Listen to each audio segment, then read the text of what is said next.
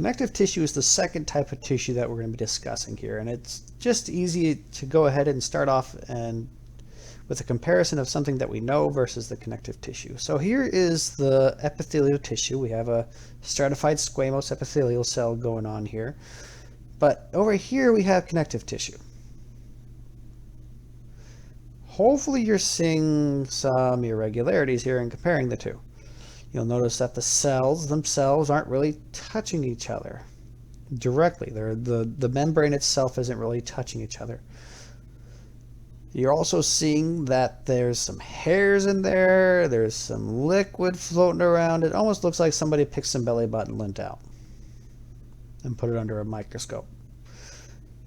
Now, what's the major difference between the two is that this connective tissue really has a lot of plasma protein, not plasma proteins, proteins floating around into the extracellular matrix. Extracellular means outside the cell. Now, let's go ahead and take a look-see. You're going to notice that this picture here came from the book, but I did go ahead and clip out some of the stuff that's unnecessary. I just wanted to point out the fibers and the stuff that's on the extracellular level. First off, we got the fibroblast, the thing that actually makes the stuff, the proteins on the outside. You're also going to notice that there are 1, 2, 3 different main types of fibers that we're going to talk about. An elastic fiber, which is stretchy, a reticular fiber, which is like really structural and strong, and then there's the collagen fiber, which is probably the strongest. You also have a ground substance. That's everything else. That kind of looks like a clear whatever, a liquid on the inside. But it does have really indiscernible fibers. It has some water. It has organic things like hyaluronic acid, chondroitin, and glucosamine in it.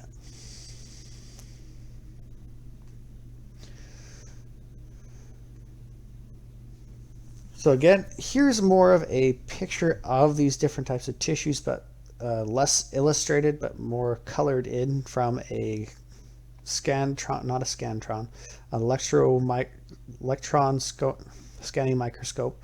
You got the collagen fibers, which are nice and thick. You got the elastic fiber. It doesn't really seem to show a reticular fiber. Again, that's like the structural support. There is some connective tissue that is embryonic and can't be really discussed beforehand, like a mucus and mesenchyme. But for now, it's just basically the cells organizing themselves into the right places and eventually becoming the connective tissue that we are familiar with. Now, if we were in class, we'd be playing Instruct the Dumb Dean on how to draw each one of and each subtype. For now, this is just going to serve as a guideline for you. You have 5 different major classifications for connective tissue. You got loose, dense, cartilage, bone, and blood. Loose, dense, and cartilage have 3 different subtypes, which we're going to go ahead and pry into and hopefully help you understand the differences between each subtype. So here's loose. This is loose connective tissue. Here is dense. Loose, dense, loose, dense, loose, dense, loose. You kind of can see that there's a lot more space out and about in the loose connective tissue. It's sort of hodgepodge thrown out. Happy birthday, ticker tape parade, thrown all over the place, and no one's picked it up. The first type is called areolar, or it looks airy. You got a whole bunch of strings and strands randomly thrown everywhere else into the air, like you just do not care. You're going to find this as your basement membrane. If you remember the hemidesmosome discussion we had, this is most likely what those hemidesmosomes from the epithelial cells are connecting to. You're also going to find within this stuff, any connective tissue, just as a side note really quick, epithelial cells, you do not have you don't have blood pumping through it, but connective tissue you sure can. Just to the degree about how much flows through it depends on what type of connective tissue. The areolar, you probably have quite a bit of blood vessels coursing through. It's going to be a nice, easy fix. Reticular fibers, the reticular loose connective tissue has really a lot of that reticular fiber and high in concentration. It's You can find it in structures that really need to have a place for cells that usually just migrate around, like white blood cells, red blood cells, to find a home and lodge and do their function. So for instance, you're going to find reticular fibers, reticular connective tissues more often than not in the spleen, in lymphatic tissue, things like that. While this last one, everyone's favorite, is the adipose tissue. Adipose tissue is, as it sounds, it's fat. It is the fat substance. It is the stuff that stores your fat. And all that clear stuff is fat. And these little dots are sort of the nuclei getting pushed off to the side. So make a quick few comparisons. You'll see that these strings are randomly oriented, and then these little cells with their nuclei in them, fibroblast, fibroblast, fibroblast, are all sort of intermittent. It doesn't matter where they are. They're just there. Reticular fibers, same thing. There's those nice strong reticular fibers with cells attached to them. And then there's the adipose ones, which sort of have those cells pushed off to the side. Let's move on to the dense connective tissue.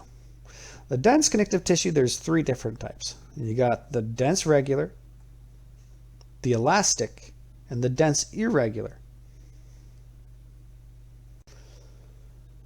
Let's look at these two first. We got the dense regular and the dense irregular. Dense regular, you can see it's really smooth. These fibers are running in one direction, and only one direction. Dense irregular, you kind of see some spacing in between. It doesn't look very regular, if you know what I mean. Now, dense irregular has this, and dense regular have the same type of tissues, but just the direction that they're running is different. Dense regular is running in one direction, while the dense irregular are running in all the different types of directions that it can. Dense regular, you're going to see in things that really require strength in one direction in particular. So for instance, tendons, the connective tissue that connects your muscles to your bones, is dense regular. The ligaments, the things that connect bone to bone, is dense regular. These fibers are really super strong in the direction that they have to fight and oppose against to keep those muscles and those bones going in the proper direction. But if you get tackled from a different direction, oh dear, you might have a problem. Somebody tackles you from the side, you might get an ACL rip. Well, this dense irregular, what its function is to deal with just stresses from every which direction that it might come. Usually it's lining the muscles, usually it's lining organs, usually it's lining those type of things to help them deal with those stresses. One organ in particular that lacks dense irregular quite easily is the pancreas. Those of you that have worked in surgery before can attest or say, yeah, this is true, that pancreas is really, really fragile, and you have to be very delicate and careful with it, or else you can destroy that pancreas. Then finally, you have one last dense type of tissue. This is called an elastic tissue. If you remember, like rubber bands are elastic, your ears are elastic, you can play with them, they'll bounce right back. This type of elastic tissue isn't quite ear tissue. This is actually the arteries, a type of blood vessel that you can feel or take a pulse from. The arteries have to deal with changes in pressure often and frequently. And if you're within a normal range, that elastic tissue is going to hold up and do just fine. If you're out of range, like your high blood pressure, you're going to start ripping elastic tissues.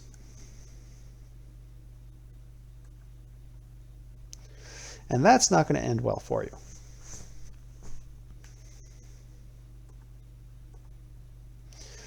Let's talk about the last type that has three different subtypes, the cartilage. These guys have different features compared to the dense regular and the loose connective tissues. You'll notice that these guys, the fibroblasts that they're hanging out with, are all just loosey-goosey. They're everywhere. There's no little structure to hold them in. These ones are called chondrocytes because they create cartilage. And the cells, these chondrocytes, are held in lacuna. Plural is lacunae with an E at the end of it. So you'll see lacunae, lacunae, or lacuna, and a lacuna. We have three different types of cartilage. We have hyaline, elastic, and fiber cartilage. Hyaline looks like what the word describes. Hyaluronic acid, lots and lots of hyaluronic acid in it, but it also looks like glass. Hyaline looks like one of those stained glass windows you might see at in a church. Elastic looks like somebody fudged in one of those windows. And they fudged it with elastic cartilage. They fudged it with a lot of elastic fibers. This is the stuff that your ears are made of. You can play and twing and do all you want with it, and it's going to bounce right back. Unless you stick a needle through it, then it's going to take a long time to heal because it doesn't really have much vasculature. It doesn't have much blood coursing through it. Then you have the fiber cartilage. It looks like one of those little mosaics somebody's painting a modern art piece, and somebody's going to pay millions of dollars for this picture. This is the strongest type of cartilage. This is the cartilage you find in between the vertebrae. This is the type of cartilage that you find in the vertebrae. This is in ears, and this one is in between your sternum and your ribs. Somewhat pliable, but it can break. Now let's do a couple comparisons between the three. You can see that there's fibers running in this one and this one. So hyaline just looks like a nice clear glass with some little dings and dents in it. Elastic is somebody fudged that window quite poorly. Well, fiber cartilage, you can see it's going to be a nice pink staining for those fibers running through it, with those chondrocytes, again, the cells that are specific for cartilage, embedded within it. Let's do a quick comparison between elastic cartilage and elastic dense connective tissue. Look at how those fibers are running in the elastic tissue. They're running one direction and one direction only. It's nice and densely packed. You don't really see chondrocytes, or in this case, it'd be fibroblasts going on here. Here, however, you see the lacuna. They've made enough space. You'll also see that the fibers are running every which way. Let's compare the dense irregular tissue versus this fiber cartilage. Dense regular, you can see that those cells, those fibroblasts, are stuck in between every single layer. While the fibrocartilage, you can see that it's not pressed so tightly together. You do have that nice, mostly because those lacuna are there helping keep its shape. Let's move on to the last different types of tissues that are connective tissues is bone. You'd be surprised. A lot of people might be surprised that bone is a connective tissue, but it does make sense. It has that cell, it has that extracellular matrix there to help keep it strong. Something to note is that this bone started off as cartilage. So these little small structures here where the cells are hanging out are actually called lacuna. The cells are named differently. They're not chondrocytes like they're named in cartilage. They're called osteocytes. We'll talk about that in next week, the next lecture.